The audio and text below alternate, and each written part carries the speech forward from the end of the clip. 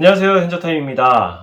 10월 고3 전국연합학력평가 사회문화 같은 경우에는 어마어마하게 어려웠던 것 같지는 않습니다. 다만 도표 통계 문제가 좀 많이 나왔기 때문에 여러분들이 문제를 풀다가 좀 이게 도표 통계 문제가 너무 많은데 약간 이 시간 관리가 너무 어렵다라는 생각 정도는 하실 수 있었을 것 같아요. 그럼에도 불구하고 도표 통계 문제들이 전반적으로 좀 쉽게 나왔기 때문에 이 정도 도표 통계 문제는 풀어낼 수 있으셔야 된다. 도표 통계 기출들 좀 빡세게 풀어보시고, 도표 통계 문제 같은 경우에도 그렇게까지 막 특이한 유형은 나오진 않았던 것 같습니다. 그 성불평등 관련 문제가 조금 특이했는데 그 문제도 사실은 선지가 너무너무 쉬웠기 때문에 요구하는 어떤 원리 자체가 굉장히 쉬운 원리였기 때문에 그래서 무난하게 풀어낼 수 있지 않으셨을까 하는 생각이 들고, 지금부터는 여러분들 이제 10월 학평도 끝났고 모든 모의고사가 다 끝났잖아요. 그럼 지금부터는 이제 여러 가지 실전 모의고사 같은 것들을 풀어보시는 것도 굉장히 중요하고, 한편으로는 그런 모의고사를 풀어보면서 모든 모의고사를 칠 때마다 시간 관리를 어떻게 할 것인가, 어떻게 하면은 수능에서 시간에 맞춰가지고 모든 문제를 풀어낼 수 있을까에 집중을 두고 항상 문제를 푸셔야 됩니다. 그걸 하기 위해서는 특히 도표 통계 문제 같은 것들 풀 때 어떤 데이터들을 어느 위치에 어떻게 배치할 것인가, 어떤 숫자는 어디다가 적으면 조금 더 효율적인가, 그런 것들에 대해서 계속 고민을 하실 필요가 있고요. 또 하나는 이제 손가락 걸기. 이런 문제도 보다 보면은 기억이 맞고 니은이 맞네? 그러면 정답은 기억, 니은밖에 안 되겠네? 이런 것들을 하실 필요가 있는데, 1번을 이렇게 딱 찍고, 만약에 두 개가 맞았으면은 1번을 딱 찍고 넘어갈 수 있는 거지만, 그것과는 별개로 한 번 정도만 더 확인해보고, 혹시 또 모르니까, 본인이 실수했을 수도 있으니까 그런 것들에 대해서도 몇 번씩 시도를 해보시면서 나의 정확도가 얼마나 되는지, 만약에 계속 해봐도 정확도가 늘지가 않고 무슨 짓을 해도 뭔가 내가 계속 이상하게 오류가 너무 많다, 실수가 너무 많다, 이런 생각이 들면은 사실은 일일이 모든 선지를 풀어보는 방향으로 눈물을 머금고 선택하는 수밖에 없기는 하겠죠. 그 외에도 이제 개념 완성 같은 경우에도 여러분들이 보통 시간이 항상 부족한 이유는 개념 문제를 1분 안에 평균적으로 못 풀어내기 때문이거든요. 그러니까 그런 부분에 있어서도 내가 개념을 조금 더 한번 다시 다지겠다라는 생각을 항상 가지고 좀 문제를 푸시는 게 필요한 자세인 것 같습니다. 오늘은 이제 모든 문제를 다 풀어보진 않을 거고요. 전반적으로 좀 문제들이, 특히 개념 문제 같은 경우에 좀 평이하게 제시가 된 것 같아요. 그래서 조금 어려운 문제들 위주로만 볼 거고, 첫 번째로 4번, 이 양적 연구 관련된 문제부터 한번 풀어보도록 하겠습니다. 첫 번째, 갑은 고등학교에서 수업 중 스마트 기기 활용 여부가 학업 성취도에 미치는 영향을 알아보려고 했으니까, 일단은 고등학교에 있는, 아래 보면 이제 학생들을 계속 조사하고 있지 않습니까? 아마도 모집단은 고등학생으로 보이네요 라는 느낌은 드는데, 뭐 그렇다고 고등학교 위에다가 모집단을 표현하긴 좀 그러니까 머릿속으로만 대충 고등학생들이 아마 모집단이 되겠구나 라는 생각을 하시면 될 것 같고, 이 수업 중에 스마트 기기 활용 여부랑 관련된 사람들이 결국 주체가 고등학생이기 때문에 수업 중 스마트 기기 활용 여부가 학업 성취도에 미치는 영향이기 때문에 이 위에다가 독립변수, 그리고 학업 성취도 위에다가 종속변수라고 적어주시면 무난하겠네요. 이를 위해서 세모고등학교에서는 네모 과목을 수강한 학생 40명, 동그라미 과목을 수강한 학생 40명, 이렇게 지금 나와 있는데, 이 표현을 보자마자 여러분들이 생각해야 되는 건 이렇게 집단을 물어보고 있다? 왠지 실험 집단이랑 통제 집단 같은 걸로 문제를 낼 가능성이 굉장히 크겠군. 혹은 표본 집단이나 모집단으로 물어볼 수도 있지만, 이렇게 딱 집단 나누는 거 보면은 뭔가 실험 집단, 통제 집단으로 구분할 가능성이 굉장히 높고, 그거랑 관련된 내용이 선지로 나올 수 있겠네 라는 생각을 일단 하셔야 되는 거죠. 그걸 가지고 아래쪽에서 이제 실험법인지 아닌지부터 확인을 해야 될 거 아닙니까? 그리고 하나 더, 이게 실험집단 통제집단이 아닐 가능성도 있기 때문에 항상 주의하면서 가셔야 되는 거죠. 실험집단 통제집단이라고 하더라도 위치를 바꿔놓을 수도 있고요. 여러 가지 가능성을 생각하고 들어가셔야 됩니다. 일단 무작위로 선정을 했대요. 이후 과목별로 A집단 20명과 B집단 20명을 나누어서 한 학기 동안 A집단은 개인별로 지급된 스마트 기기를 활용하는 수업을 실시하고, 그럼 A집단이 독립변인을 처치해 준 거니까, 이 독립변인이 지금 들어갔죠. A집단에만. 실험집단이고, B집단은 평소처럼 딱히 그런 거 없이 수업을 진행하였다고 돼 있으니까 여기는 통제 집단이 되겠네요. B집단 같은 경우가. 그리고 디귿 리을은 실험 집단 통제 집단이 아니었구나. 과목별로 지금 20명씩 지금 해가지고 넣은 거기 때문에 지금 요 안에서 20명 나눠가지고 실험 집단 통제 집단이 있고, 요 안에서 또 20명 나눠가지고 실험 집단 통제 집단이 있는 거니까 디귿 리을은 실험 통제 집단이 아니겠네라고 아래에 보면 귀신같이 실험 집단, 제가 이거 문제 미리 알고 지금 이렇게 얘기를 하는 게 아니라 실제로도 저는 문제를 풀 때 그런 생각을 해요. 이거 실험 집단, 통계 집단은 문제 내겠네. 그리고 아래 보면 귀신같이 그렇게 보통 나와 있습니다. 이런 것들을 좀 미리미리 생각을 하면서 문제를 풀면 당연히 속도가 조금 더 빨라지겠죠. 역시 요거는 실험 집단, 통제 집단이 각각 아니었다. 뭐 디귿이 통제 집단이고 리을이 실험 집단이고 그런 것도 아니고 요 안에서 실통이 있고 요 안에서 실통이 각각 있는 것이다 라고 생각을 하고 문제를 풀면 되겠네요. 기역, 니은 같은 경우는 독립변수, 종속변수 이미 나왔는데 여기 독립변수, 종속변수라고 적혀 있네요. 너무 무난하게 기역, 니은 선지가 해결이 됐습니다. 미음에 보면은 이제 개인별로 지급된 스마트 기기를 활용하는 수업을 실시하고라고 되어 있는데 이 실험 집단에 대해서 실시된 실험에 대해서 독립변인의 효과를 측정하기 위한 실험 처치라고 하는 거 보면 바로 이것도 맞다는 것을 알 수 있죠. 당연하지 실험 집단에다 독립변인 스마트 기기 활용이라는 걸 효과를 측정하기 위해서 한번 해봤다라고 해석을 하면 되는 거니까 기역, 디귿까지 바로 정답이 됩니다. 그러면 문제는 리을이 맞냐 틀리냐가 되겠네요. 2번 아니면 4번이니까 리을에 보면 이제 비읍이 나와 있는데 이렇게 수업을 실시해 보니 스마트 기기 활용 수업 이전과 이후에 학업 성취도를 측정을 했겠죠. 이거 보통 뭐라고 부릅니까? 사전검사, 사후검사라고 그러죠. 이전과 이후에 하는 종속 변수에 대한 조사, 학업 성취도를 스마트 기기 활용 독립변인을 처치하기 전에 후에 한 번씩 종속 변수를 조사를 해보는 거죠. 사전검사, 사후검사. 학업 성취도 측정 결과가 아래와 같았고 두 과목 중 한 과목에서만 수업 중 스마트 기기 활용이 유의미한 영향을 미치는 것으로 나타났는데 유의미한 영향이라는 건 뭐 이 스마트 기기 활용이라는 게 학업 성취를 올려줄 수도 있고 내려줄 수도 있다. 어찌됐든 눈에 보이게 나타났다라는 뜻 아니겠습니까? 그럼 눈에 보이게 나타나는 집단은 어떤 게 주로 돼야 될까요? 주로 실험 집단이어야 되겠죠. 그렇죠? 실험 집단이 통계 집단에 비해서 확연하게 데이터가 바뀌는 모습을 보이면 그게 유의미한 영향이라고 볼 수가 있습니다. 네모 과목 한번 볼까요? A 집단이 63, 63. 안 바뀌었네? A 집단이 실험 집단인데 B 집단은 통계 집단이고 A 집단이 실험 집단이고 B 집단이 통제 집단인데 지금 실험 집단이 안 바뀌었어요. 그럼 유의미한 영향이 없는 거죠. 그러면 동그라미 과목이겠네. 여기는 실험 집단이 학업 성취도가 72에서 85로 사전검사, 사후검사로 갈 때 확연하게 바뀌었거든요. 7이나 바뀌었습니다. 반면에 통제 집단은 2밖에 안 바뀌었잖아요. 그러면 실험 집단이 통제 집단에 비해서 확연하게 학업 성취도가 사전에서 사후로 갈 때 올라갔으니 그러니 유의미한 영향이 있다. 다시 말하면 수업 중에 스마트 기기를 활용하면 학업 성취도에 굉장히 긍정적인 영향을 미치는구나까지 확인을 할 수 있어서 비읍에 나와 있는 이응 과목에 유의미한 영향을 미쳤다라는 것은 참이 됩니다. 무난하게 풀 수 있어야 되는 문제에 해당이 됩니다. 4번이 정답이었고요. 7번 한번 보시죠. 그렇게 어렵지 않았습니다. A는 최소한의 생활을 유지하기 어려운 거, 최저 생활이 만족되지 못하는 상태라고 하면은 절대 빈곤 되겠고요.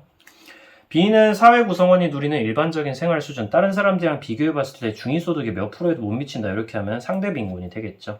그리고 각국에서는 A소득이 최저 생계 미만인 경우가 절대 빈곤, 중위소득의 40% 미만이라고 했습니다. 우리 이거 일반적으로 50% 미만이라고 문제로 나오잖아요. 근데 국가마다 시간마다 달라질 수 있는 거기 때문에 요거는 꼭 기억을 해야겠죠. 50%가 아니고 40% 미만이구나.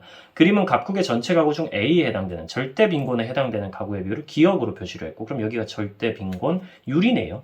그리고 전체 가구 중에 B에 해당하는 상대 빈곤에 해당되는 가구니까 여기는 상대 빈곤 율이 되겠습니다. 그럼 지금 T시기 같은 경우엔 절대 빈곤율이 더 높고 요거 지금 이거 보면은 Y는 X 이렇게 해가지고 지금 1대1로 지금 이 그래프가 구성이 돼 있는 거잖아요. 선이.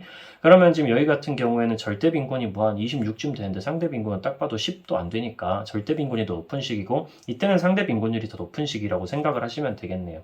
절대 빈곤이 상대 빈곤율보다 높은 시기, 여기는 절대 빈곤이 상대 빈곤율보다 낮은 시기, 이렇게 간주를 하고 문제를 푸시면 되겠습니다. 기억, 절대 빈곤율과 상대 빈곤율을 더하면 각국의 전체 빈곤율이 된다. 아주 기본적인 문제죠. 전혀 그렇지 않습니다. 정확히 말하면 어떻게 되는 거죠? 우리가 소득 분포표를 그려볼 때 절대 빈곤이 상대 빈곤보다 높은 상황에서는 이렇게 된다라고 가정을 해보면은 가구들을 일렬로 쭉 세웠을 때 절대 빈곤율이 상대 빈곤율보다 높으면은 그냥 절대 빈곤율이 전체 빈곤율이 되는 거예요.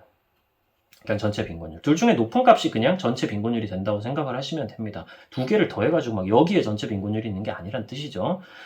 그러니까 틀렸고. 니은, 기억과 니은은 모두 객관화된 기준에 의해 측정되는 객관적 빈곤이다. 당연히 기억하고 계셔야 되는 거죠. 주관적 빈곤이 아닙니다. 머리로 자기가 그냥 주관적으로 생각하는 그런 빈곤이 아니라 둘 다 특정한 어떤 빈곤선이라는 게 존재하는 최저생계비라는 거, 여기는 중위소득의 40%라는 객관적인 기준이 있는 빈곤이다라는 뜻.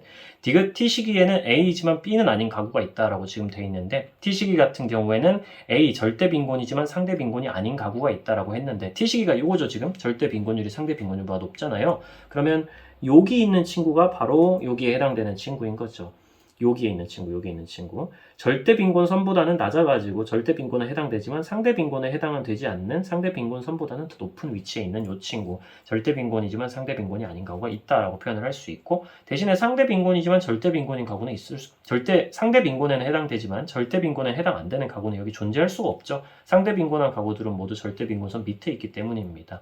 반대 케이스는 안 된다라는 것만 기억해 주시면 되고, 리을 t 플러스 1 시기에는 중위소득의 40%가 최저 생계비보다 낮다. 이거는 제가 저희 이제 수업을 수강하는 친구들한테 항상 하는 얘기인데, 상대 빈곤율이 절대 빈곤율보다 높은 상황에서는요, 무조건 하나의 원리가 더 적용됩니다. 절대 빈곤선보다, 절빈선보다 상대 빈곤선, 상빈선이 무조건 더 높아진다. 가구가 상대 빈곤 쪽이 하나라도 더 많다면, 그래서 비율이 더 높다면 반드시 상대 빈곤선도 절대 빈곤선보다 높다. 요거는 그냥 외우시면 돼요. 제가 수업에서는 조금 더 자세히 설명해 드립니다만 지금 또 시간이 좀 없다 보니까 여러분들 같은 경우에는 그냥 요거를 상빈율이 절빈율보다 높다. 상대 빈곤 가구가 절대 빈곤 가구보다 많다. 그럼 무조건 선도 상대 빈곤 쪽이 더 높다라고 기억을 하시면 됩니다. 그럼 중위소득의 40%가 상대 빈곤선이고, 요게 상빈선이고, 지금 상대 빈곤을 결정하는 선, 월급의 객관적 기준, 최저 생계비는 절빈선이기 때문에, 그렇기 때문에 상빈선이 절빈선보다 높으므로 지금 요거는 낮다가 아니라 높다로 바꿔줘야 되는 거죠. 그러면 정답은 3번이 되겠습니다. 무단스.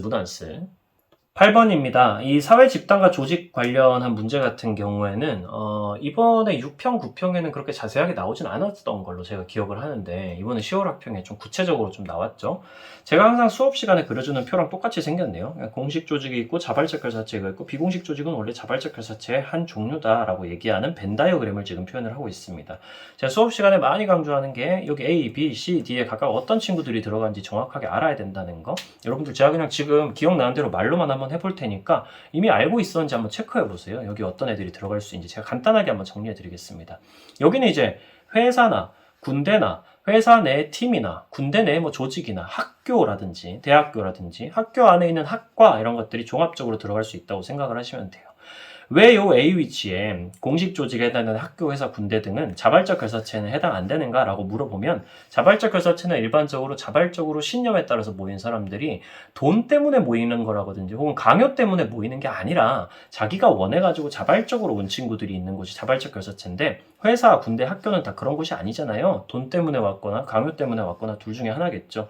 그런 쪽이 이제 공식 조직에만 해당되는 친구들이라고 보시면 되고, 여기는 누가 있습니까? 공식 조직이면서 자발적 결사체인 친구들 되게 많죠. 여기에는 기본적으로 학교는 이제 여기 A에 해당되는 거였고, 여기 같은 경우에는 크게 자발적 결사체이면서 공식 조직일 수밖에 없는, 크게 이익집단이랑 시민단체가 들어간다고 보시면 됩니다. 이익집단 중에는 노동조합도 있었으니까 기억하셔야 되는 거고요. 시민단체도 기본적으로 자발적 결사체로 사람들이 자발적으로 모인 곳이긴 한데 하는 일이 빡세니까 공익을 증진하는 거니까 공식 조직의 형태를 갖출 수밖에 없었다. 그리고 이익집단 같은 경우에도 뭐 노동조합 같은 경우가 대표적으로 자본가들과 와서 싸워가지고 사장님들이랑 맞서 싸워서 노동자들의 이익을 쟁취해야 되다 보니까 공식 조직의 형태를 갖춰야 됐었다. 과업이 빡세니까 체계와 위계가 필요하고 뭐 분업이 이루어지고 그런 것들이 있었죠. 그렇죠? 공식적인 규모로 통제해야 되고 이런 일들이 벌어지고, 여기 있을 수 있는 추가적인 친구들 중에 하나는 원래는 이 자발적 결사체 C 쪽에 해당되는 친목 집단이라고 불리는 친구들이 규모가 엄청 커지면 대규모 종친회가 되거나 대규모 동창회가 되거나 뭐 총동창회란 이름이 붙거나,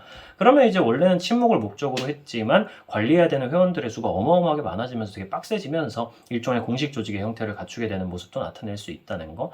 여긴 누가 있습니까? 보통 소규모 친목 집단들이 많이 있어요. 그냥 회사 안에서 만들어진 것도 아니고 규모가 엄청 큰 것도 아니고 소규모 동호회들, 뭐 동창회들, 소규모 종친회들, 이런 친구들이 보통 여기에 친목 집단의 일반적인 형태로 있고요.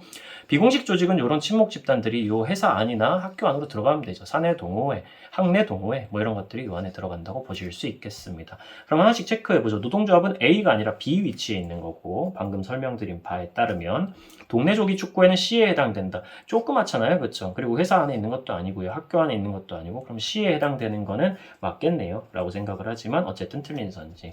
2번 시민단체는 B, 여기 위치에 있다고 말씀드렸죠. 시민단체랑 이익집단. 회사 내 등산 동호회는 D에 해당한다.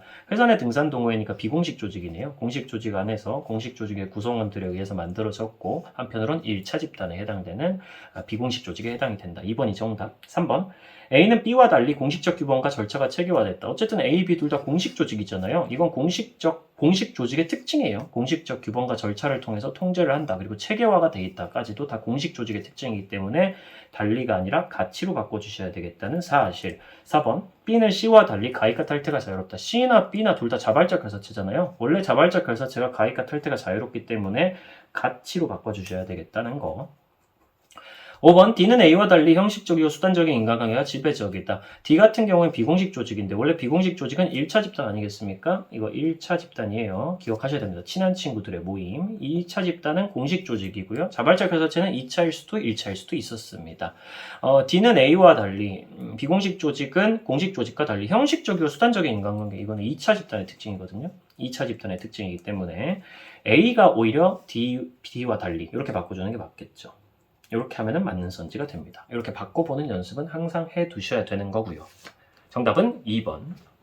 자, 10번입니다. 인구 부양비 문제 떴고요. 인구 부양비 문제가 진짜 원리만 잘 알아두면 가장 쉬운 문제이기 때문에 여러분들 이런 문제에 쫄아서는 안 됩니다. 정말 이 문제는 쉬운 문제예요. 무난하게 나올 수 있는 문제고요. ABC 지역이 지금 나와 있고 총부양비와 노년부양비를 알려줬습니다. 그리고 각국은 AC의 줄구로만 구성되고 A 지역의 인구는 B 지역의 2배이고 B 지역의 인구는 C 지역의 2배이다. 그럼 B가 C의 2배, A가 B의 2배 이렇게 되는 거니까 C가 100명이라면 B 지역은 200명이고 A 지역은 400명이겠네요. 이렇게 가정을 하고 그냥 출발하시면 될 것 같습니다. 우리는 어차피 이 문제를 풀기 위해서는 A와 B와 C 지역의 유소년 인구, 부양 인구, 노년 인구, 총인구 이렇게 구해야 되기 때문에 이렇게 자음으로 빠르게 적어주시면 되고요. 총부양비랑 노년부양비를 가지고 이제부터 알아내기만 하면 되겠네요. 총 인구의 비율은 이미 구했으니 나중에 이 지역 안에서 유분호충의 비율들을 다 구해준 다음에 총인구가 4대 2대 1이 되게 맞춰만 주면은 그걸 기준으로 해가지고 넘어서 막 비교를 할 수 있게 되는 어떤 표가 되는 거겠습니다. 그러면 A 지역, B 지역, C 지역을 기반으로 한번 해볼까요? 총부양비는 400이라고 되어 있습니다. 뭐를 100이라는 숫자로 잡으면 제일 편할까라는 생각을 한번 해보시면 좋은데 맨 처음에 총부양비의 분모도 어차피 15에서 64세 인구, 부양 인구고 노년 부양비의 분모도 어차피 15에서 64세 인구, 부양 인구기 때문에 둘 다 부양 인구를 분모로 하고 있고 곱하기 100을 해가지고 나온 숫자이기 때문에 그럼 부양 인구를 100으로 잡아주면은 노년 부양비가 50이기 때문에 원래 이런 얘기 제가 많이 드리는 말씀이지만 부양 인구분의 노인 인구 곱하기 100을 해서 50이 나왔다는 거는 항상 분수에다가 곱하기 100을 해서 무슨 숫자가 나왔다? 그럼 분모를 100으로 잡고 분자가 비율이 50이란 뜻이다. 100대 50이란 뜻이야. 2대 1이란 뜻이야. 이렇게 항상 생각을 하시면 돼요. 그러면은 부양인구를 100이라고 잡으면 노년인구가 그냥 50명이란 뜻이기 때문에 여기 50 그대로 적어주시면 되고요. 총부양비가 400이란 건 무슨 뜻인가요? 부양인구를 100명으로 잡았을 때 노인인구, 유소년인구 합치면 400명이란 뜻입니다. 분자가 400이란 뜻이죠. 분모가 100일 때. 그러면은 지금 이미 50이 나왔으니까 두 개 합치면 400이라니까 여기는 그냥 350이 들어가면 되는 거죠. 그럼 다 합치면 지금 얼마가 되는 거죠? 그냥 500이 되는 겁니다. 이런 식으로 빠르게 정리하는 게 가능하다는 생각이 든다면 나머지도 다 부양인구 일단 100 기준으로 잡아주기만 하면 되는 거죠. 빠르게 합시다. 총부양비가 150인데 노년부양비가 100이니까 노인인구 100명, 부양인구 100명 기준으로 했을 때 부양인구 100명 기준으로 했을 때 합치면 150명이라니까 유소년인구는 50명이 들어가면 되겠고요. C지역도 똑같은 방식으로 노인인구는 75명 그대로 적어주고 노인인구, 유소년인구 더하면 부양인구 100명 기준으로 150명이라니까 유소년인구에도 75명 적어줍니다. 그러면 다 더해가지고 총인구 잡아주면 여기는 250명, 여기도 250명 이렇게 되겠네요. 근데 지금 총 인구 비율이 요거 까먹으면 안 되죠. 4대 2대 1이랬잖아요. 그럼 실제로 총 인구가 500대 250명 대 250명이 될 수는 없는 거고 4대 2대 1이라는 숫자로 총 인구를 지금 기준값으로 해가지고 맞춰줘야 되는 겁니다. 4대 2대 1로 맞춰주려면 어떻게 하면 제일 예쁘게 나올 수가 있을까요? 여기를 1이라고 잡으면 여기는 500으로 맞추고 여기는 1000으로 맞추면 4대 2대 1이 되겠다라는 생각이 들지 않나요? 요 정도 계산을 할 줄 알아야죠, 솔직히. 고등학교 3학년 정도 됐으면은. 그렇지 않습니까? 4대 2대 1로 이렇게 딱 맞춰주면은 여기는 지금 1000으로 맞춰주면 되겠고 여기는 500으로 맞춰주면 되겠다라는 생각이 드네요. 그러면 4대 2대 1이 되니까요. 그러면은 지금 여기 500 원래 기준이었다가 곱하기 2가 돼서 1000이 됐으니 나머지도 다 곱하기 2를 해줍니다. 비율은 유지가 돼야 되니까요. 700, 200, 100 이렇게 딱 돼가지고 비율이 맞춰줬다 이렇게 딱 해가지고 네모를 딱 잡아주는 거죠. 여기 같은 경우에도 똑같은 방식으로 여기도 곱하기 2가 됐네요. 그럼 나머지 다 곱하기 2 해주면 되죠.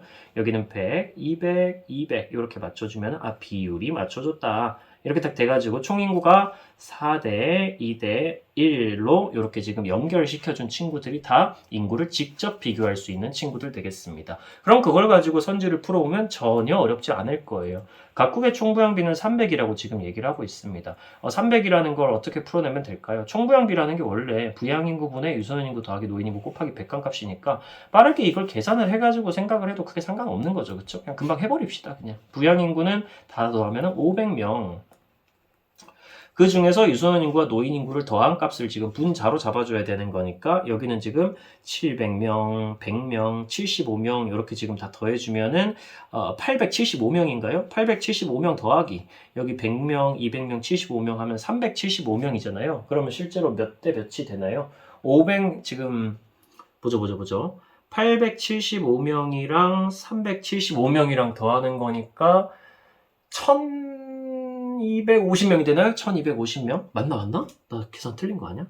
150명, 그리고 300명, 450명, 그리고 800명, 그렇게 되는 거니까, 1250명 맞네요. 그쵸? 이걸 내가 틀릴 리가 없지. 1250, 500분의 1250. 총부양비가 300이 되려면 지금 이게 3이 나와야 된단 말이죠. 어차피 곱하기 100 해줄 거니까. 이건 확실히 300은 아니죠. 그러니까 틀린 겁니다. 2번 15에서 64세 인구는 부양인구는 B지역이 C지역보다 적다라고 했는데 이거 지금 여기 연결시켜준 거 기준으로 빨리 비교만 해주면 되죠. B지역은 부양인구 200명이고 C지역은 부양인구 100명입니다. 더 많죠. 그러니까 많다로 바꿔줘야 되는 거고. 3번 유소년 부양비가 가장 낮은 지역은 C지역이다라고 했는데 유소년 부양비는 금방 구해보면 됩니다. 유소년 부양비는 이 지역 안에서 구하는 거기 때문에 여기 나와 있는 이 네모 칸에 있는 걸로 구하든 어차피 지역 안에서의 인구끼리 비율을 구하는 거니까 요거 아직 좀 숫자 작은 걸로 하는 게 사실 더 편하겠죠. 유소년 부양비 같은 경우는 바로 나옵니다. 왜냐면 이거 부양인구분의 유소년 인구거든요. 그러니까 부양인구분의 유소년 인구 여기는 350 그냥 100분의 350, 100분의 50, 100분의 75 이러니까 유소년 부양비가 가장 낮은 지역은 C지역이 아니라 B지역이네요. 이렇게 바꿔주는 게 맞겠네요. 금방 바로 할 수 있죠.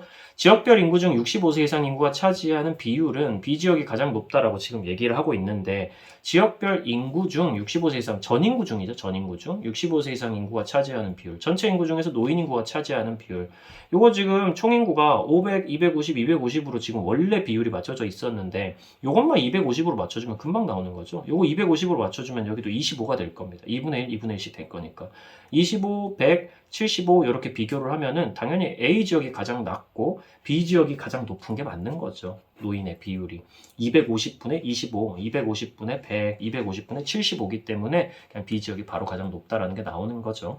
5번 A에서 C지역 중 모두 지역별 인구 중 부양인구가 차지하는 비율이 50%를 넘는다라고 했는데 이거 금방 체크해 보면 되는 거죠. 지역별 인구 중에 부양인구가 차지하는 비율 같은 경우에는 A지역 같은 경우에는 500명 중에 100명이니까 20%, B지역 같은 경우에는 250분의 100이니까 이거 5분의 2니까 40%, 여기도 40%네요. 50%를 아무도 못 넘는데요. 말도 안 되는 선지를 내놨네요. 4번이 정답이 됩니다. 자, 그 다음 12번입니다. 뭐 별로 어렵지 않았죠, 이것도. 부모 세대가 A와 B가 있대요. A에서 C는 각각 상중하 중 하나이며 각국의 계층은 이둘로만 구성되고 부모 세대 계층 구조가 피라미드형이랍니다. 아니 A랑 B가 상중하 중에 하나니까 C도 있을 거 아니에요. C 같은 경우는 얼마겠습니까? 10, 30이니까 C는 나머지 60% 돼야죠. 뭐 이거 어렵습니까? 여기 같은 경우에 자녀 세대에서 A, C가 있으니까 B가 있어야겠죠. 여기다가 적어주면 제일 편하겠죠. 순서대로 이렇게 봐야 되니까. 그러면 A, C 더하면 30이니까 나머지 50%여야 되겠네요. 끝났네요. 뭐 A, B, C, A, B, C 순서대로 갑니다. 근데 부모 세대가 피라미드형이래요. 그러면은 순서대로 제일 높아져야 되는 거 아니겠습니까? 상층이 제일 낮고 중층이 그 다음이고 하층이 제일 낮아야 되니까 그냥 A, B, C 순서대로 상중하네요. 여기도 상중하일 거고. 그냥 그렇게 가는 거죠. 뭐 전혀 어렵지가 않죠. 그렇게 해가지고 부모 세대 각 계층에서 50%씩 이건 뭐지? 부모 세대 각 계층에서 50%씩은 자녀 세대로 계층이 대물림되었다라는 표현이 지금 나와 있는데 이거는 조금 헷갈리긴 하네요. 이렇게 보면은 이걸 어떻게 하면은 뭔가 문제를 푸는데 활용을 할까라는 생각이 들죠. 일단 풀 수 있는 것부터 풀어봅시다. 1번 A는 하층이고 C는 상층이다. 전혀 틀렸죠. A랑 C랑 위치가 바뀌어야죠. A가 상이고 C가 하층. 자녀세대 계층 구조는 피라미드형이다. 자녀세대 계층 구조는 피라미드가 아니라 상중하니까 중층이 제일 많으니까 다이아몬드로 바꿔야겠네요. 다이아형이다. 로 바꿔줘야 되는 거고. 3번 세대 간 상승 이동을 한 중층 자녀는 없다라고 했는데 이거를 우리가 지금 알 수가 있나? 라는 생각이 들고 4번에 세대 간 상승 이동이 하강 이동보다 많다. 이것도 알 수가 있나? 라는 생각이 우선은 듭니다. 근데 이걸 뭔가 물어보고 있잖아요. 3번, 4번 안에 뭔가 정답이 있을 것 같은 예감이 강하게 들지 않습니까?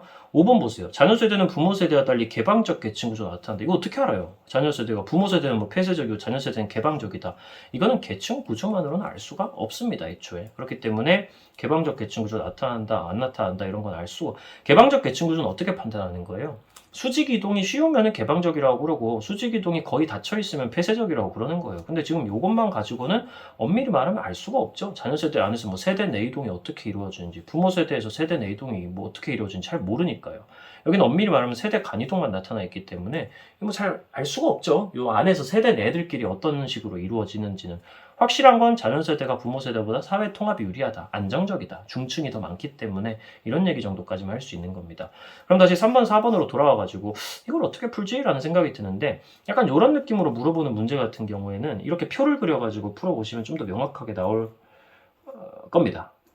요거에 조금 익숙해지시긴 해야 돼요. 이거 여러분들 선배들이 한 3년 전에 공부하던 선배들은 이 표에 너무너무 익숙했는데 여러분들은 지금 약간 계층이동 문제가 너무 쉽게 나오다 보니까 이 온실 속에 화초가 약간 된 것 같은 느낌이 조금 있어요. 그래 그것 때문에 요즘에는 이 표를 거의 쓰지 않거나 잘 모르는데 이렇게 3 곱하기 3표를 그려가지고 해보면 되게 명확하게 답이 나옵니다. 한번 해볼까요? 부모 세대 상, 중, 하 이렇게 해가지고 10%, 30%, 60% 그대로 넣어줍니다. 10%, 30%, 60%.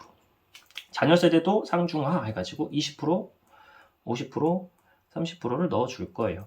그렇게 한 다음에 부모 세대의 각 계층에서 50%씩은 자녀 세대로 계층이 대물림됐다 그러지 않습니까? 그럼 부모 세대 상층 중에 전체 10% 중에 50% 절반이 그럼 얼마죠? 5%만큼이 부모 상층, 자녀 상층 대물림이 됐다는 소리니까 여기다가 5% 절반을 뚝 넣어주면 되는 거죠. 그리고 부모 세대 중층 중에서도 절반이 딱 대물림 됐다 그러니까 30 중에 15가 대물림 됐다라고. 부모도 중층이고 자녀도 중층이지. 나머지는 이제 계층 이동을 한 친구들일 거고. 부모 세대 하층 중에서도 계층이 대물림 됐다. 절반이. 그러니까 60% 중에 절반 30이 뚝 들어가면 됩니다. 근데 자녀 세대 하층 전체가 30인데 그 중에서 30이 여기 다 있네? 그러면 여기는 빵이 들어간다. 수도쿠죠, 수도쿠. 그러면 여기는 5가 들어갈 거고, 다 합치면 여기 50이 돼야 되니까, 여기 합치면 10이 돼야 되니까 5 들어간 거고, 여기 다 합치면 자연세대 중층 전체는 50이 돼야 되니까, 여기는 30 들어가고, 여기는 30 더해서 60 이미 나왔으니까 빵 들어가고, 여기는 15가 딱 들어가면 예쁘게 다 맞는 수도쿠 퍼즐이 되었네요. 그럼 요걸 가지고 한번 보면, 세대 간 상승 이동을 한 중층 자녀는 없다라고 했는데 중층 자녀가 지금 여기 쫙 있죠? 근데 세대 간 상승 이동을 한 중층 자녀가 없나요? 아니죠. 여기 있는 친구들이 상승 이동을 한 친구들입니다. 왜요? 부모가 중층인데 지가 상층이야. 상승 이동이죠? 부모가 하층인데 지가 상층이야. 상승 이동이죠? 부모가 하층인데 지가 중층이야. 상승 이동이죠.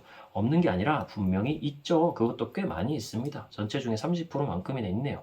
세대 간 상승 이동이 세대 간 하강 이동보다 많다. 세대 간 상승 이동은 여기 3개, 세대 간 하강 이동은 여기 3개 이렇게 됩니다. 상승 이동 같은 경우 이거는 그냥 실제로 해보시면 돼요. 이게 하강 이동인지 익숙하지 않으신 분들이 있더라도 여기 봐봐요. 그냥 부모는 상층인데 자녀는 중층이잖아요. 떨어졌잖아요. 하강 이동인 거죠. 그럼 여기 다 더하면 45, 여기 다 더하면 5라서 세대 간 상승 이동이 45가 세대 간 하강 이동 5%, 전체 중에 5%보다는 많다라는 게 그냥 정답이 되는 겁니다. 이걸 그릴 줄만 알면은 무난하게 풀 수 있는 문제였다라는 거. 다음입니다. 문화 이해의 태도를 가지고 이렇게 카드 문제를 내는 건, 그것도 이렇게 특이한 카드 문제를 내는 건 처음 보는 것 같은데, 원래 문화이해의 태도라는 이 개념 자체가 그렇게 어려운 개념이 아니다 보니까 별로 걱정은 되진 않네요. 빠르게 들어가 봅니다. 갑병원 각자 카드 A, D가 한 장씩 들어있는 꾸러미를 배워봤는데 갑은 자문화, 을은 문화 사대주의, 병은 상대주의의 특징에 해당하는 카드를 2장씩 골라야 된다. 2장 모두 옳게 고르면 2점, 한 장만 옳게 고르면 2점, 1점, 2장 모두 잘못 고르면 빵점이라고 합니다. 그럼 빠르게 여기 있는 선지들을 체크를 해가지고 어떤 개념에 해당되는 카드인지 정리를 해봐야겠죠. 어차피 그런 거를 문제로 낼 거니까요. 문화의 다양성을 보존하는 데 기여하는 건 뭘까요? 상대주의입니다. 문화 상대주의. 타문화를 추종해서 자문화의 가치를, 우리 문화의 가치를 폄훼하는 거는 사대주의, 미국장, 중국장 이런 것들일 거고요. 특정 문화를 기준으로 문화의 우열을 판단하는 건 문화 절대주의잖아요. 상대주의는 각자의 고유한 가치가 있다고 인정한다. 문화 절대주의는 사대주의랑 자문화 중심주의는 남의 문화든 우리 문화든 하나를 기준으로 딱 해가지고 네가 우월해, 네가 열등해라는 걸 알려주는 거기 때문에 자문화 중심주의랑 사대주의, 즉 문화 절대주의가 둘 다 들어갈 수 있는 개념이네요. 자기 문화의 정체성을 보존할 수 있다라고 얘기하는 거는 상대주의도 가능하지만 자문화 중심주의도 당연히 가능하죠. 둘 다 상대주의는 우리 문화와 니들 문화 다 고유한 가치 있어. 그럼 우리 문화 정체성 보존할 수 있을 거고요. 자문화 중심주의는 니들은 다 열등하고 우리 문화는 최고야 라고 얘기하니까 우리 문화 정체성 보존하는데 확실히 유리한 입장이죠. 사대주의는 남의 문화를 받아들여서 우리 문화를 날려버리려고 하는 거기 때문에 정체성을 보존하기가 어려울 거고요. 그러면은 갑은 카드 A와 어쩌고, 을은 카드 B와 어쩌고, 병은 카드 C와 어쩌고를 골랐다고 하는데 일단 얘네들이 하나씩 카드를 고른 걸 보면 얘네들의 점수를 대충 짐작은 할 수 있지 않습니까? 갑 같은 경우에는 지금 자문화 중심주의 골라야 된다는 거죠. 을은 사대주의고 병은 문화 상대주의예요. 안 헷갈리게 적어둘까요? 이런 것들을 좀 잘 보세요. 자문화 중심주의라고 슬쩍 적어두고 여기 안 헷갈리기 위해서 여기는 사대주의라고 적어주고 여기는 상대주의라고 적어주고 그렇게 보면은 갑이 지금 카드 A를 고르는 순간 벌써 하나 틀리고 시작한 겁니다. 그렇죠? 왜냐면은 지금 상대주의 관점을 골라야 되는 자문화 중심주의 관점을 골라야 되는데 지금 상대주의를 고르면 안 되는 거죠. 그 다음 을 같은 경우에는 지금 사대주의를 골라야 되는데 카드 B를 잘 골랐습니다. 그러면 요거 하나 맞고 시작하네요. 병 같은 경우에는 카드 C 상대주의 골라야 되는데 카드 C를 골랐으니까 병도 지금 벌써 하나를 틀리고 시작을 하네요. 여기까지. 그 다음에 이제 나머지 케이스를 이제 선지를 보면서 생각을 해보면 되는 거죠. 기억이 B라면 갑은 2점을 획득한다. 근데 이거 시작부터 잘못되지 않았어요? 갑이 지금 벌써 하나 틀렸단 말이에요. 2점을 획득할 수가 없죠. B가 뭐든지 간에. B는 심지어 사대주의라서 갑 자문화 중심주의 골라야 되는데 B를 선택해보면 갑은 빵점입니다. 2점이 아니라. 니은이 C, 디귿이 B라면 니은이 C고 여기 C가 들어가고 디귿에 B가 들어간다면 을은 2점을 획득할 수 있을까요? 을이 이미 지금 카드 B는 잘 골랐단 말이죠. 사대주의 골라야 되는데 근데 니은이 C라면은 을은 지금 사대주의에 해당되는 카드를 한 번 더 잘 고른 거죠. 절대주의에 해당되는 거니까 그러면 을은 2점 획득하는 거 맞네요. 병 같은 경우에는 지금 하나 틀리고 시작했는데 지금 상대주의 골라야 되는데 지금 디귿이 B라면 상대주의를 골라야 되는 건데 사대주의 또 골라버렸으니까 또 틀려버린 거죠. B를 병이 고르게 된다면 그럼 병은 빵점 맞네요. 그러니까 니은 정답이고요. 디귿이 A이든 D이든 병이 획득하는 점수는 1점이다라고 했는데 병은 지금 하나 틀리고 시작했습니다. 그 와중에 병은 상대주의 골라야 되잖아요. A든 D든 골라도 어쨌든 상대주의 카드 맞죠? 그러니까 병이 획득하는 점수는 하나 틀리고 하나 맞아서 1점 맞겠네요. 그러면 정답은 니은 디귿입니다. 수능에서는 실제로 이렇게 푸셔야죠. 이거 확실하면 그냥 니은 디귿하고 리을은 볼 필요 없습니다. 리을도 한번 보죠. 그래도 기억이 B, 니은이 C, 디귿이 D라면 최고 득점자는 갑이다. 기억이 지금 B라면은 갑은 어떻게 되나요? 점수가 갑 같은 경우에는 지금 점수가 하나 틀리고 자문화 중심주의 골라야 되는데 사대주의 카드를 고르게 되는 거니까 갑은 지금 빵점 받은 거고요. 니은, 을 같은 경우에는 카드 B 하나 맞았고 니은이 만약에 C라면은 을이 지금 사대주의 골라야 되는데 C 고르면 하나 더 맞은 거 맞죠? 그러면 을은 2점 맞았네요. 갑이 지금 최고 득점자가 될 수가 없네. 지금 이미 벌써 빵점으로 시작했는데 애초에 최고 득점자가 될 수도 없었던 거죠. 디귿이 만약에 D라고 한다면 병은 하나는 틀렸지만 상대주의 고르는 거 D카드 잘 골랐으니까 1점을 얻게 됩니다. 갑, 병, 을, 병, 갑 순으로 이제 점수가 나오게 되는 거네요. 15번입니다. 여러분들 이 문제 어려웠어요? 이 문제 어려운 거 아닙니다. 여러분들 이 문제의 유형이나 이런 것 때문에 어렵다고 생각하시면 안 돼요. 이건 정말 쉬운 원리를 물어보는 겁니다. 혹시나 수능에 굉장히 처음 보는 형태다 이런 게 나와도요. 당황하지 마시고요. 혹시 쫄리잖아요? 그러면은 선지를 한번 슬쩍 보는 게 도움이 됩니다. 선지에서 물어보는 게 별게 아니라는 걸 깨닫고 나면은 그 다음부터는 되게 쉬울 거예요. 임금성비라는 새로운 지표가 떴습니다. 그러면 임금성비라는 게 뭔지부터 알아봐야겠죠. 임금성비는 남성의 평균 임금 분의 여성의 평균 임금이에요. 남분의 여라는 거죠. 그냥 여기 있는 게 다 그냥 평균 임금이기 때문에 월평균 임금의 변화 추이기 때문에 남자분의 여자 하면은 그냥 각각 연도랑 업종별로 이 임금 성비가 나온다고 생각을 하시면 되겠네요. 하나도 안 어렵죠. 그리고 아래쪽에 슬쩍 내려가 보니까 임금 성비를 그냥 연도별로 막 물어보네. 전체 업종에서 땡땡 업종에서 이런 게 물어보고 있는 거기 때문에 생각보다 쉬울 수도 있겠네 라고 생각하고 들어가시면 되는 거예요.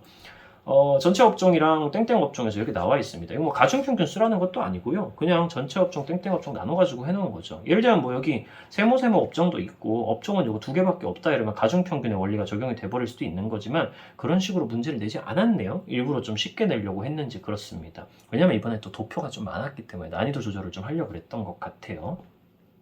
전체 업종에서 T년과 T 플러스 2년의 임금 성비는 같다라고 했습니다. 임금 성비 한번 빠르게 계산해보죠. 전체 업종에서 하는 겁니다. 잘못 보시면 안 돼요. T년 같은 경우에는 남자분의 여자 하라는 거죠. 남자 평균 임금분의 여자 평균 임금 곱하기 100이니까 곱하기 100까지 할 필요 없죠. 그냥 어차피 분수 상태로 비교만 하면 되는 거니까 T년에는 1000분의 600이고요. T 플러스 2년 같은 경우는 2000분의 1500입니다. 이거 뭐 여기 적을 필요까지도 있나요 사실? 1000분의 600이고 여기는 2000분의 1500인데 이거 그냥 약분을 해보면은 여기는 5분의 3이고 여기는 4분의 3이잖아요. 그럼 다르죠. 그냥 임금성비는. 이렇게 생각을 하시면 되겠습니다. 임금성비는 모든 시기에서 땡땡 업종이 전체 업종보다 낮다라고 했는데 모든 시기에서 다 구해보라네요. 짜증나게 하네요. 그럼 뭐 해야죠. 뭐 어떻게. T년이랑 T 플러스 1년이랑 T 플러스 2년. 이거요. 저는 이 정도는 그냥 암산으로 합니다. 여러분은 어떠세요? 여러분도 이거 암산으로 하실 수 있어요. 왜 못하겠습니까? 지금 모든 시기에서 땡땡 업종이 전체 업종보다 임금 성비가 낮다라고 했는데 사실 처음에서 끝나버립니다. 1000분의 600 떴죠? 8분의 800, 1000분의 600, 800분의 700이잖아요. 그럼 10분의 6이랑 8분의 7인데 아니 10분의 6보단 8분의 7이 크지 않습니까? 이거는 상식적으로 생각해도 딱 봐도 이쪽이 훨씬 커 보이잖아요. 8분의 7이 10분의 6보다 이거 모르진 않겠죠? 이 정도 분수 계산을 할 수 있잖아요, 여러분들. 그러면 땡땡 업종이 전체 업종보다 낮은 게 아니죠, 모든 시기에서. T년만 해봐도 알 수 있는 겁니다. 나머지도 해봐요. 13분의 12랑 15분의 9랑 비교하면 13분의 12가 더 크고 18분의 18이랑 2000분의 15랑 하면은 220분의 15랑 하면 당연히 이쪽이 더 크잖아요. 모든 연도에서 땡땡 업종이 전체 업종보다 높네요, 오히려. 사실 이거는 T년만 해봐도 바로 결론이 나오는 거기 때문에 금방 넘길 수 있습니다. 땡땡 업종과 달리 전체 업종에서는 성별 임금 수준의 불평등이 심화되고 있다고 얘기를 했는데 성별 임금 수준의 불평등을 하기 위해서 성별에 따른 임금 수준의 차이를 지금 임금 성비라는 이름으로 나오게 한 거 아니겠습니까? 임금 성비라는 걸 통해서 임금 수준의 차이를 알 수 있다고 얘기를 했는데 어떻게 하면 알 수 있을까요? 남자분의 여자의 값이 사실은 작으면 작을수록 그러니까 이 분수가 작으면 작을수록 남자와 여자의 차이가 많이 난다고 생각해야 되잖아요. 1000분의 600에서 500에서 400에서 300으로 이 분수 크기가 작아지면 작아질수록 점점 더 임금의 차이가 크다고 생각을 해야 되는 거 아니겠습니까? 그럼 임금 성비가 작아지는지로 확인하면 되는 건데 심화되고 있다는 얘기를 하려면은 8분의 7에서 13분의 12에서 18분의 18로 지금 1까지 올라왔잖아요. 확실히 8분의 7보다는 13분의 12가 더 큰 거 아시죠? 여기는 1에서 13분의 1 뺀 거고 여기는 1에서 8분의 1을 뺀 거니까 이거 지금 제가 뭐 분수 안 적어드려도 아시죠? 남자분의 여자 생각을 하면 되는 겁니다. 확실히 여기는 1이 안 되다가 여기는 1이 됐으니까 지금 임금 성비가 불평등이 약화된 거지 심화되고 있는 게 아니라 라고 생각을 하셔야겠죠. 심지어 T 플러스 2년은 아예 같아졌는데 이걸 심화되고 있다고 얘기를 해서는 안 되겠죠. 4번 전체 업종에서 월평균 임금의 전년 대비 상승률 상승률 문제 계속 나오고 있습니다. 여러분들 굉장히 민감하게 반응을 하셔야 돼요. 상승률 너무 여러분들 자신감을 너무 과하게 가지지 마시고 그냥 상승률 공식에 넣어가지고 빠르게 해버리시는 게 좀 더 편합니다. 월 평균 임금의 전년 대비 상승률이니까 전체 업종에서 지금 물어보고 있는 거니까 남성의 경우 T 플러스 1년의 전년 대비 상승률 생각을 하면 되죠. 1000에서 1500이 됐습니다. 제가 상승률 어떻게 구하라고 얘기 드리나요? 변하기 전의 값에서 변한 양 하면 된다. 그러면 변하기 전의 값 1000에서 T 플러스 1년에 500만큼이 바뀌었으니까 2분의 1이네 곱하기 100 하면 50%겠네 라고 생각을 하시면 되고 그럼 50%. 뭐 일일이 적을 필요 없죠 사실 빠르게 할 수 있는 겁니다 머릿속으로. T 플러스 2년에도 전년 대비해가지고 보면은 1500분의 500이죠. 변하기 전에 값 1500 실제로 변한량 500 안 동일하잖아요 누가 봐도. 지금 이거 해보면은 3분의 1이니까 33.3333 뭐 이렇게 나오겠죠. 33.3333 뭐 이런 식으로 나오겠죠. 뭐 그런 건 상관없이 동일하지가 않습니다. 그냥 이거 두 개 보면서 다르다는 거 인식하란 얘기예요. 실제로 변한 절대량이 500, 500으로 같아도 기준값이 각각 뭐냐에 따라서 상승률은 달라질 수 있다. 땡땡 업종에서 월평균 임금의 전년 대비 상승률은 T 플러스 1년과 T 플러스 2년 모두 여성이 남성보다 높다. 남자 여자 다 구해야 되는 거죠. 금방 해봅시다. T 플러스 1년 같은 경우에는 남녀 이렇게 딱 해가지고 해볼게요. 남녀 이렇게 딱 해가지고 지금 남자 같은 경우에는 T 플러스 1년의 전년 대비 상승률이 800에서 500만큼 늘어난 거니까 800에서 500만큼 늘어났다. 이렇게 적어주면 되는 거고, 여성은 지금 700에서 500만큼 늘어나는 거니까 700에서 500만큼 늘어났다. 여자가 더 높네요. 어차피 곱하기 100을 해도 결과는 똑같겠죠. t 플러스 2년 같은 경우에도 남자는 1300에서 500만큼 늘어났다. 1300에서 500만큼 늘어났다. 여자는 1200에서 600만큼 늘어났다. 1200에서 600만큼 늘어났다. 이쪽에 지금 분모는 작아지고 분자는 커지고 있으니까 당연히 여자 쪽이 더 큰 거고, 둘 다 여자가 남자보다 높은 게 맞네요. 상승률이. 그러면 5번이 정답. 18번입니다. 여러분 이거 어려웠나요? 사실 되게 쉬운 거 아니에요? 이거 처음에 시작하자마자 낙인 이론, 뒤르케미 아노미 이론이라고 돼 있는데 답변 중 일부만 보이도록 하고 나머지는 가렸다고 돼 있어서 이렇게 돼 있습니다. 근데 예스인 답변의 개수가 한 개인데 지금 아니오가 지금 이렇게 지금 하나가 있으니까 여기 뭐 둘 중에 하나가 예스겠죠. 근데 B가 더 쉽습니다. 예스인 답변의 개수가 두 개잖아요. 근데 이미 하나 나와 있는 게 아니오네요. 그러면은 B는 둘 다 예스일 거 아니에요. 나머지는. 그래야 두 개 되니까. 이게 뭐 어렵다고 하기도 되게 민망한 그런 수준이죠. 일탈을 규정하는 객관적인 기준이 있다고 보는 건 낙인 이론 빼고 모든 다른 이론이기 때문에 낙인 이론 빼고 다른 모든 이론, 뒤르케미 아노미 이론이 해당되는 거죠. 둘 중에. 그러면 B가 뒤르케미 아노미 이론으로 자동으로 결정이 되어버리고 A가 낙인 이론이 되어버립니다. 그러면 여기 있는 답변은 아니오가 되겠죠. 낙인 이론은 그런 거 없다고 보니까. 그러면은 예스가 한 개이기 때문에 가에 지금 예스가 딱 들어가야 되겠네요. 그러면은 다 나왔습니다. 문제를 빠르게 풀면 되죠. 가에 1차적 일탈이 2차적 일탈로 이어지는 과정에 주목하는 가가 들어갈 수 있냐. 낙인 이론 같은 경우에는 1차적 일탈이 처음에 사소한 일탈이 어떤 부정적인 의미 부여와 그리고 차별적인 제재로 인해 가지고 부정적 자아 정체성을 내면화시켜서 2차 일탈로 이어지는 과정에 주목하는 입장이 맞기 때문에 낙인 이론만 예스, 뒤르케미 아노미 이론은 딱히 주목하지 않는다. 들어갈 수 있네요. 1번이 바로 정답.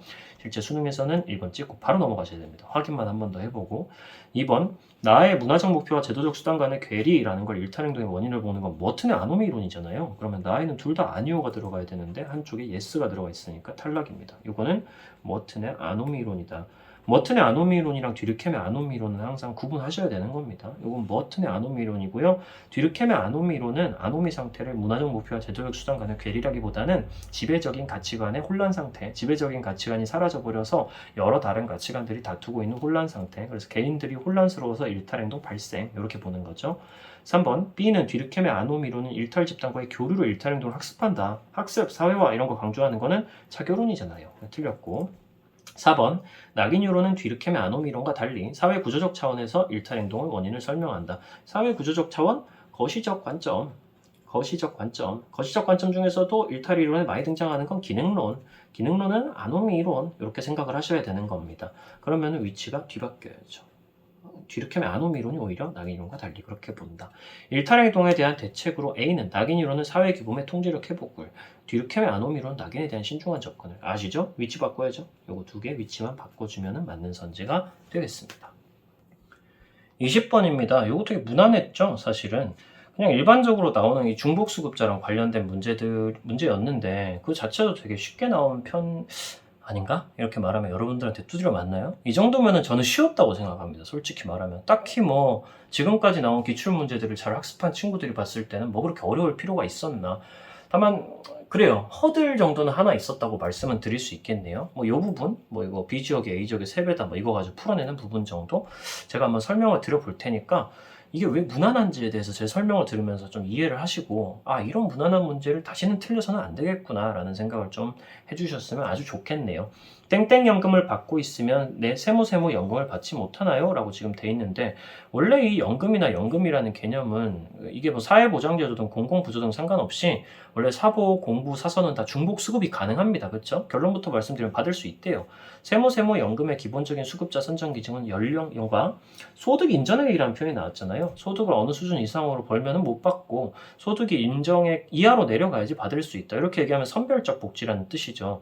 그리고 돈 주잖아요. 일단 연금이라는 표현 붙어 있으니까 그럼 세무 연금은 공공부조 되겠습니다.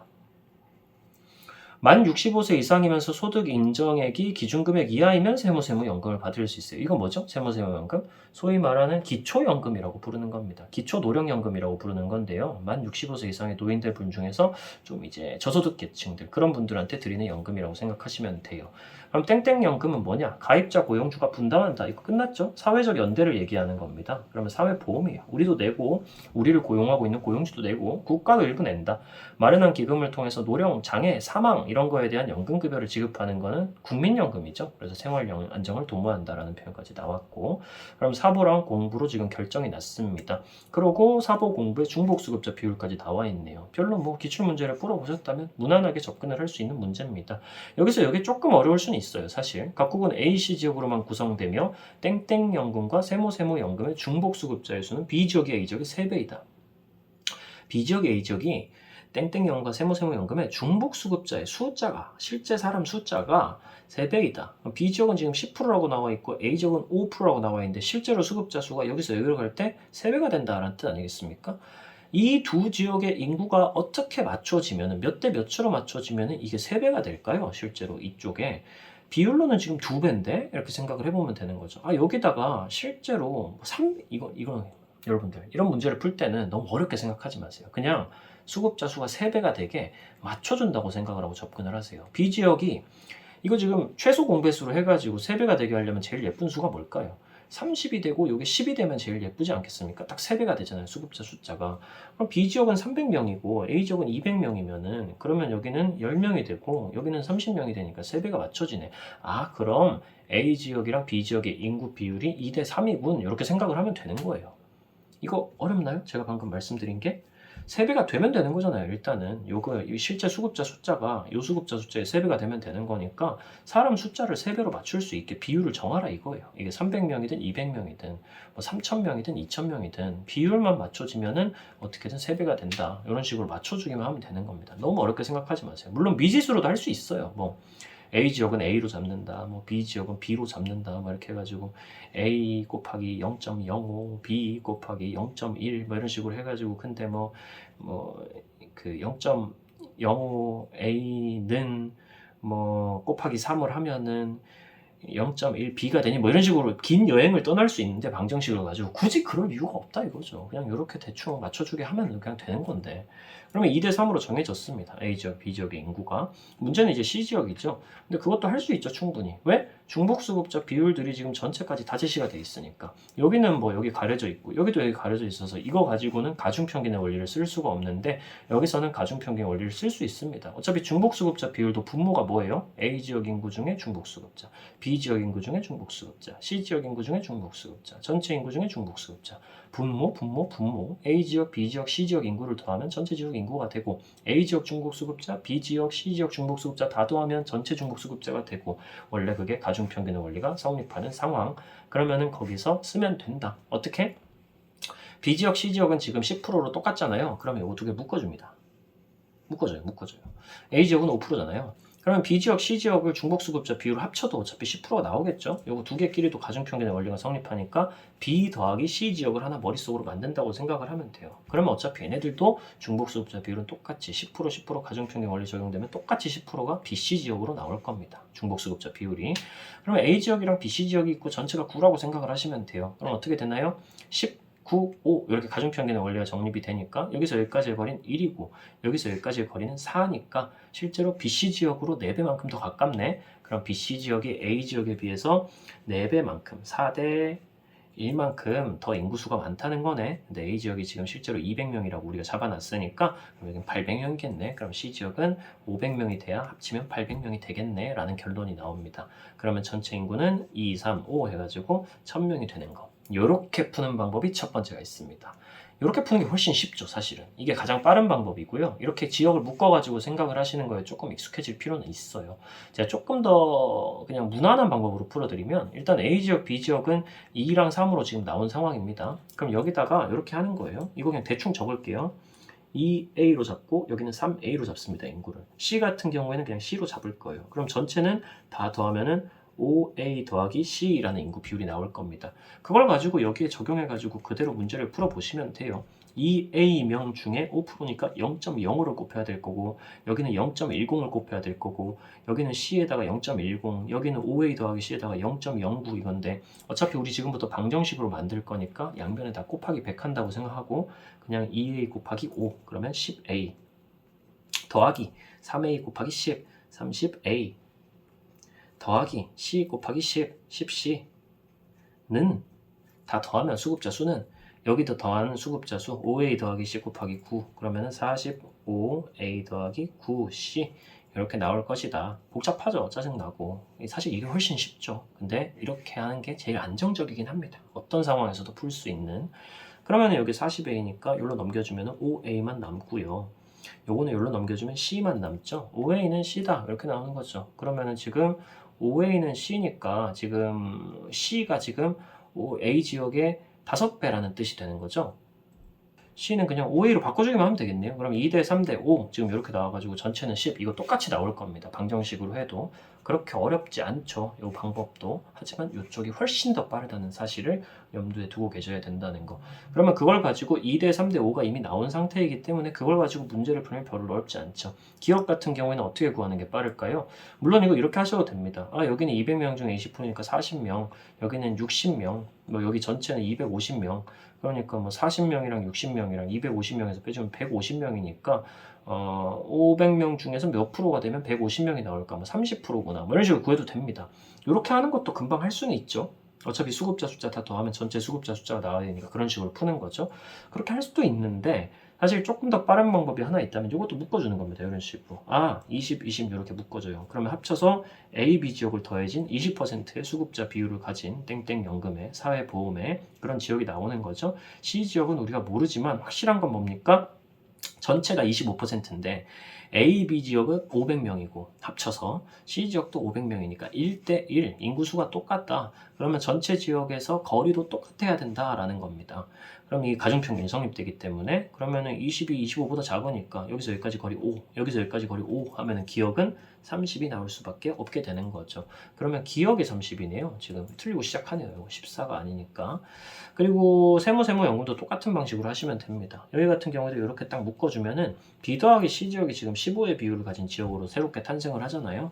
그러면 지금 여기 두 개 합치면 지금 8이라서 인구가 800명이라서 4대 1만큼 10에 비해서 지금 이쪽에 인구가 더 많은 거니까 4대 1만큼 이쪽으로 15% 쪽으로 더 가까이 붙어야 되는 거죠. 4대 1만큼 거리 차이가 나야 되면은 니은은 14가 돼야 됩니다. 4대 1만큼 B 더하기 C 지역이 인구가 더 많으니까 이쪽에 가까이 더 붙어야 되는 거죠. 15쪽에. 그러면 니은은 14가 되는 거니까 이거 문제 그지같이 만들어놨네요. 이 위치를 바꿔주면 맞는 선지가 됩니다. 2번 갑국의 땡땡 연금 수급자는 세모 연금 수급자보다 적다. 금방 하면 되죠. 뭐. 갑국의 땡땡 연금 수급자는 이거 25%. 세모 연금 수급자는 14%. 어차피 갑국 전체 1000명인데 250명, 140명 이렇게 되는 거 아니겠습니까? 많다가 되는 거고. 이건 사실 구체적으로 수급자 숫자를 구할 필요도 없죠. 어차피 전체 인구 안에서 퍼센트로 하는 거니까 그냥 퍼센트만 비교해도 어느 쪽이 많은지 알 수 있습니다. 사후 처방적 성격이 강한 제도의 수급자는 지금 공공부조의 수급자가 되는 건데 A지역, B지역 각각 구해보면은 200명 중에 10%니까 20명, 300명 중에 15%니까 45명 실제로는 이렇게 나오겠습니다. 그러면은 20명이랑 45명 비교하면은 뒤쪽이 더 많은 거니까 적다가 돼야 되고.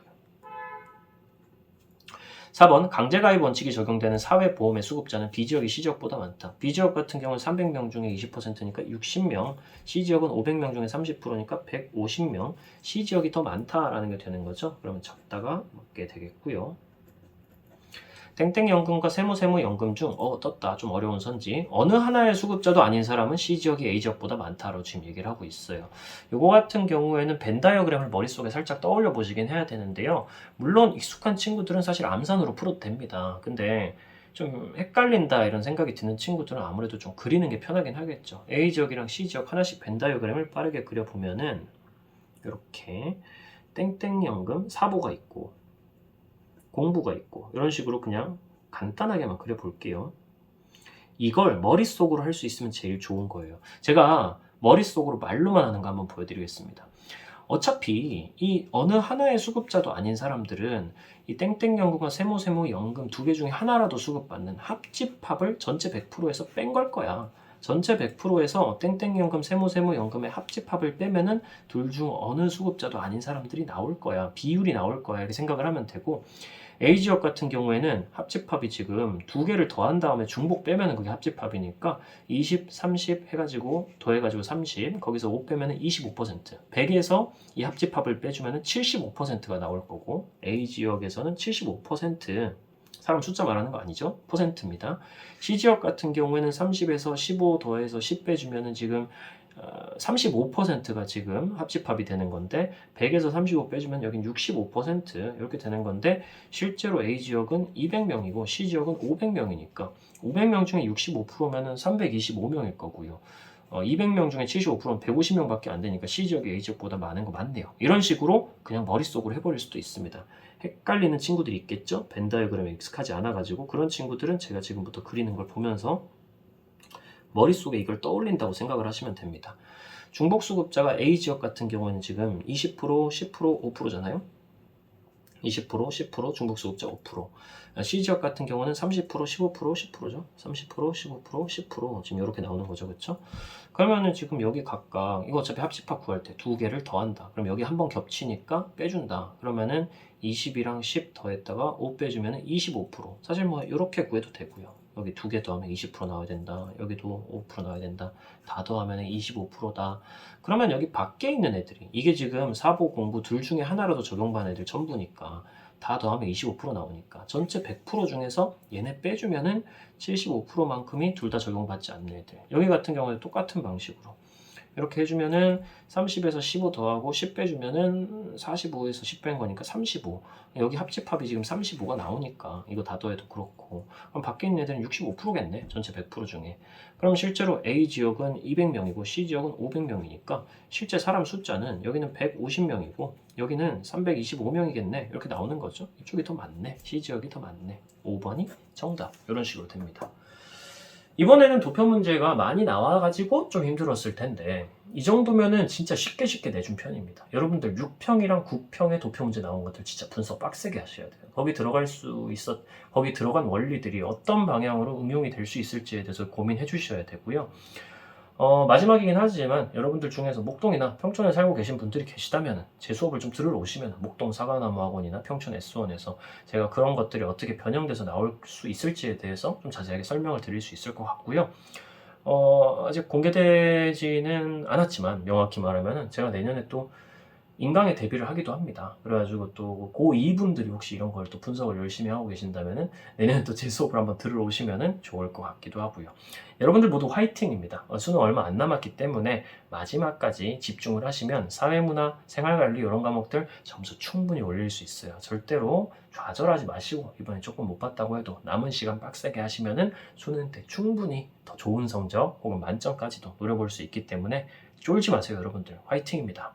다음번에 이제는 수능 직전에 아마 뵙게 될 것 같은데, 제가 조만간 다른 영상들도 좀 사문 특히 올려보려고 하고 있으니까 곧 또 다른 영상으로 한번 만나보죠. 화이팅입니다, 여러분들. 여러분은 내일 더 똑똑해질 겁니다.